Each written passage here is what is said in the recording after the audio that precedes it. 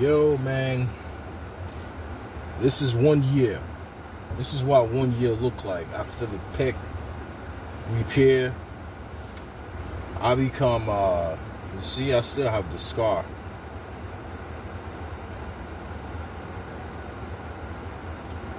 It feels so much better because I waited for the year time period for my body to heal. You know, the whole time I try not to do too much things, heavy liftings. And you know, one thing I realized though, after the surgery,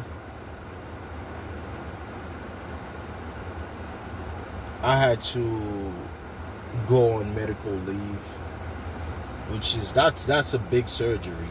Because I look it up, they say it takes like 6 months to a year for the pec to, the tendon to, like, you know what I'm saying, repair itself.